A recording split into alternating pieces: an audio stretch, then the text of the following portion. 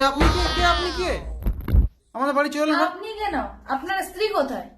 না, আমার স্ত্রী নেই। আপনি কে? আমি কাজের লোক। আপনার স্ত্রী গেছিল আমাদের অফিসে যাই বলেছে, তারপর আমাকে পাঠিয়ে এখানে। আরে এখানে কেন? তো কি নিচে কেন বসবো? কাজের লোক বলে নিচে বসবো নাকি? আমি এখানে বসবো। ইস, ইস, কি গরম রে বাবা। এই এক গ্লাস জল আনো আর পাখাটা চালান। নেন, জল নেন। এই কি? আপনার এরকম বোতলে করে জল খান? গ্লাস নেই? না, আমাদের বাড়িতে বাইরের লোক এলে আমরা বোতলেই দিই জল। ঠিক আছে, জল টল খাবো না। কি আপনার স্ত্রীর জন্য অপেক্ষা করবো না? আপনি কাজগুলো বুঝিয়ে দেবেন, বুঝিয়ে দেন কি কি কাজ করতে হবে। কি আবার কাজ করতে হবে? ঘর মোছা, বাসন ধোয়া, ঝাড়ু দেয়া, এগুলোই। ঘর মোছার জন্য 1000 টাকা, বাসন ধোয়ার জন্য 1000 টাকা, আর কি বললেন? আর ঝাড়ু দেওয়া। ঝাড়ু দেওয়ার জন্য 1000 টাকা। আর কিছু করতে হবে? না, আর কিছু নেই, এগুলোই। তো ঠিক আছে, এটার জন্য 3000 টাকা লাগবে। তো নিন, তাহলে শুরু করুন আজকে।